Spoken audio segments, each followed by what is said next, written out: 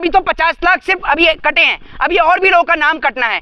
ये वो 50 लाख लोग हैं जिन 50 लाख लोगों का वोट लेकर बिहार के अंदर भारतीय जनता पार्टी ने, नीतीश कुमार ने, चिराग पासवान ने, सब लोगों ने मिलकर अपने मेंबर ऑफ पार्लियामेंट को चुना। 50 लाख लोगों का वोट निरस्त कर रहे हैं तो उन 50 लाख वोटरों के वोट से चुने हुए एमपीओ को भी आपको निरस्त करना चाहिए। अगर मैं गलत हूं तो आप मुझे। दूसरी बात यह कि तेजस्वी यादव ने बोला कि हम चुनाव का बहिष्कार करेंगे। भाई एक बात आप मुझे बताइए, जिस चुनाव में पारदर्शिता नहीं, उस चुनाव को लड़ने से तेजस्वी यादव के लिए उन्होंने बोला कि आप अपने माता पिता के कार्यकाल को देखिए। उनके माता पिता कार्यकाल में नहीं है, आप अपने कार्यकाल को देखिए कि आप तो 5 बजे की 6 बजे की बात कर रहे हैं। आपके कार्यकाल में दिन दहाड़े सड़क पर निकल के गोली मार दी जा रही है। में गुंडों के हौसले इतने बुलंद हो गए कि हाथ में तमंचे लहरा रहे हैं। आपने पुलिस के द्वारा बिहार के नौजवानों को पिटवाने का काम, सरकार में दिन दहाड़े बेटियों की इज्जत और आबरू को लूटा गया। नीतीश कुमार अपने मुंह से खुद तेजस्वी यादव को मंत्री की जगह पर मुख्यमंत्री बोल देते हैं, क्योंकि उनको भी पता है कि अगर बीजेपी और एनडीए बेईमानी नहीं करेगी तो तेजस्वी यादव मंत्री नहीं, रियल में मुख्यमंत्री। जनता कहां से सुरक्षित होगी जब बिहार के नेता सुरक्षित नहीं है।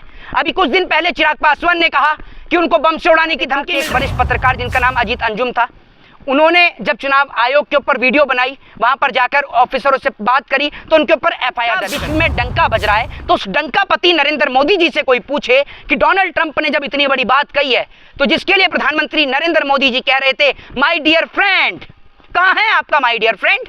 आपका माय डियर फ्रेंड भारतीयों को लेने से मना कर रहा है। आप कहां है वो आपका माय डियर? फॉरेन पॉलिसी जो भी बनाता है, मुझे लगता है वो अनपढ़, जाहिल और गवार है। मैं ऐसा इसलिए कह रहा हूं क्योंकि एक राष्ट्रपति आते रहते हैं, बदलते रहते हैं, जाते रहते हैं, लेकिन हमारा संबंध उस देश से बना रहना चाहिए। तेजस्वी ने ये कहा है कि ये वोट कट रहे हैं, बेईमानी हो रही है तो हम चुनाव का बहिष्कार करेंगे। कैसे देख रहे हैं? देखिए एक चीज मैं आपको बताता हूं। पहली बात तो ये है कि अब तक बिहार के अंदर कम से कम 50 लाख लोगों का वोटर लिस्ट से नाम कट चुका है। दूसरी बात ये है कि चुनाव आयोग ये कह रहा है कि ये लोग बाहर के लोग हैं, ये लोग जो है ये भारत के लोग नहीं है, या फिर इन्होंने बिहार में वोट नहीं डाला, हमने उन्हीं लोगों का नाम काटा है। सबसे पहली चीज तो ये कि वही 50 लाख लोग हैं और अभी तो 50 लाख सिर्फ अभी कटे हैं, अभी और भी लोगों का नाम कटना है। ये वो 50 लाख लोग हैं जिन 50 लाख लोगों का वोट लेकर बिहार के अंदर भारतीय जनता पार्टी ने, नीतीश कुमार ने, चिराग पासवान ने, सब लोगों ने मिलकर अपने मेंबर ऑफ पार्लियामेंट को चुना। तो बिहार के अंदर जो तमाम एमपी हैं उनका चुनाव भी दोबारा होना चाहिए। उस वक्त पर चुनाव आयोग कहां सो रहा था जिस वक्त पर साल 2024 में लोकसभा का चुनाव हो रहा था, और लोकसभा के चुनाव के दौरान उन्हीं 50 लाख लोगों ने वोट डाल के अपने अपने एमपी को चुनने का काम किया। अगर आप 50 लाख लोगों का वोट निरस्त कर रहे हैं तो उन 50 लाख वोटरों के वोट से चुने हुए एमपीओ को भी आपको निरस्त करना चाहिए। अगर मैं गलत हूं तो आप मुझे बताइए। दूसरी बात यह कि तेजस्वी यादव ने बोला कि हम चुनाव का बहिष्कार करेंगे। भाई एक बात आप मुझे बताइए, जिस चुनाव में पारदर्शिता नहीं, उस चुनाव को लड़ने से क्या फायदा जब पहले ही पता है कि भैया बेईमानी की साख पे आप चुनाव को जीत जाएंगे, तो एक विपक्षी दल क्यों खड़ा होगा चुनाव में?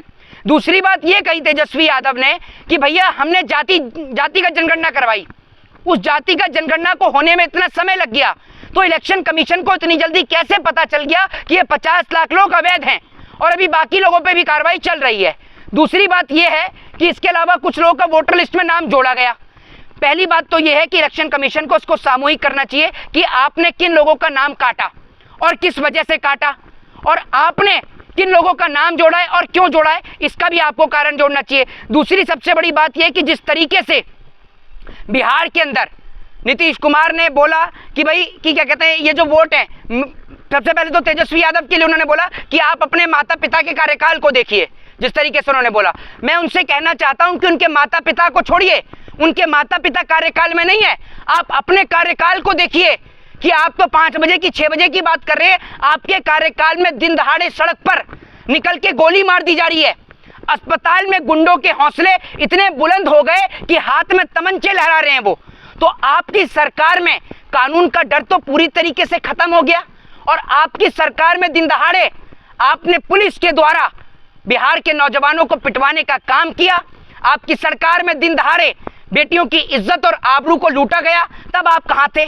तब तो आपने नहीं बोला। और बड़ी बात यह कि तेजस्वी यादव खुद अपने मुंह से नीतीश कुमार अपने मुंह से खुद तेजस्वी यादव को मंत्री की जगह पर मुख्यमंत्री बोल देते हैं, क्योंकि उनको भी पता है कि अगर बीजेपी और एनडीए बेईमानी नहीं करेगी तो तेजस्वी यादव मंत्री नहीं, रियल में मुख्यमंत्री है। बीजेपी कह रही है कि तेजस्वी यादव को हार का डर सता रहा है, उनको पता लग गया है कि वो हार जाएंगे। बिल्कुल, मैं आपको एक बात बता रहा हूँ, बीजेपी ने ये बात बिल्कुल कही है कि तेजस्वी यादव को हार का डर सता रहा है। तेजस्वी यादव क्यों, क्या हर उस एक नेता को हार का डर सताएगा जिसको ये पता चल जाए कि उसको जो वोट डालने वाले लोग हैं उनका वोटर लिस्ट में नाम नहीं आ रहा है, या फिर बीजेपी बेईमानी कर रही है। एक बात आप मुझे छोटी सी बताइए ना, जिन 50 लाख लोगों के दम पर, उनके वोट से, 50 लाख वोट जो है वो छोटा मोटा नहीं होता, 50 लाख लोगों ने एक एमपी को चुनने का काम किया, अगर उन लोगों का वोट गलत है तो वो एमपी भी गलत है। दूसरी बात ये कि बिहार में जनता कहां से सुरक्षित होगी जब बिहार के नेता सुरक्षित नहीं है। अभी कुछ दिन पहले चिराग पासवान ने कहा कि उनको बम से उड़ाने की धमकी मिल रही है।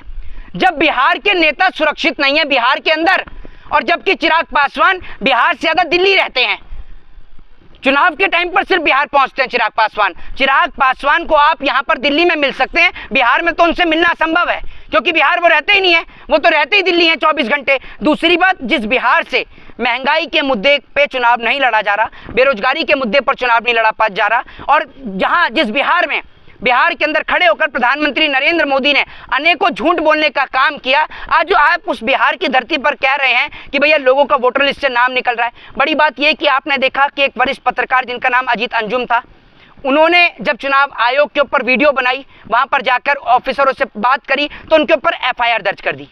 एक बात आप मुझे ये बताइए कि बिहार के अंदर जिस तरीके से चुनाव आयोग लगातार लोगों के नाम काट रहा है, उनको बांग्लादेशी और रोहिंग्या बता रहा है, तो एक बात मुझे ये नहीं समझ में आ रही है, अगर वो बांग्लादेशी हैं या वो रोहिंग्या हैं या भारत के रहने वाले नहीं हैं, तो उनको हैंड टू हैंड फ्लाइट में भरकर बाहर क्यों नहीं भेजा जा रहा। जिस तरीके से अमेरिका से हमारे देश के लोगों के पैर में जंजीर और बेड़िया बांधकर उन्हें भेजा जाता है, भारत कोई धर्मशाला तो नहीं है। शेख हसीना कब से भारत में रह रही हैं।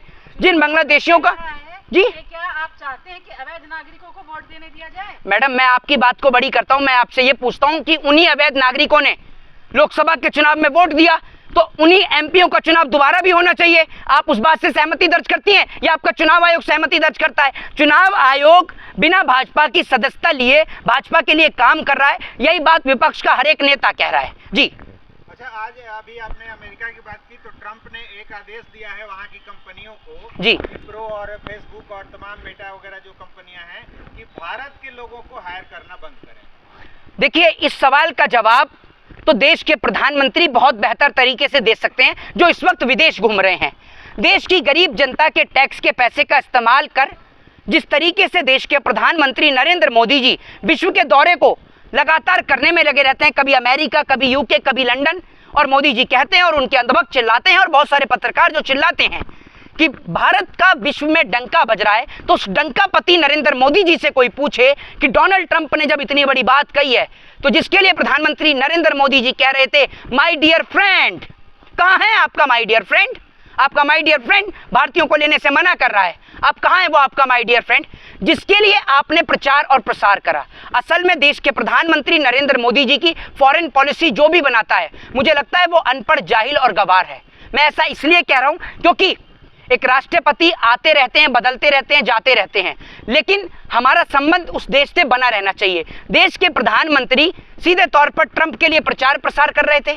आपने देखा, अगर ट्रंप की जगह कोई और जीतता फिर क्या करते? उससे तो हमारे संबंध खराब हो जाते ना। लेकिन प्रधानमंत्री मोदी जी ने जहां ट्रंप के लिए कहा भी कि अब की बार ट्रंप सरकार, और खुले मन से मोदी जी ने कहा माय डियर फ्रेंड, ठीक है, डोनाल्ड ट्रंप, ठीक से नाम भी नहीं लिया, हम तो ठीक से नाम ले लेते, मोदी जी नहीं ले पाते, क्योंकि मोदी जी की डिग्री और आप नीरव मोदी का आना दोनों एक जैसा, ये समझ लीजिए ना। नीरव मोदी कभी आ पाएगा ना मोदी जी की असल डिग्री आ पाएगी, तो इसलिए मोदी जी डोनाल्ड ट्रंप का नाम भी ठीक से नहीं ले पाते। तो ये सवाल का जवाब प्रधानमंत्री मोदी दे पाएंगे, क्योंकि मोदी जी के बहुत अच्छे और खास मित्र हैं डोनाल्ड ट्रंप, जिनकी तारीफ करते हुए नहीं थकती देश की गोदी मीडिया, जिनकी तारीफ करते नहीं थकते अंधभक्त। वही आपको इस सवाल का जवाब दे सकते हैं कि अब अगर ट्रंप ने ये बात कही है तो क्यों कही है।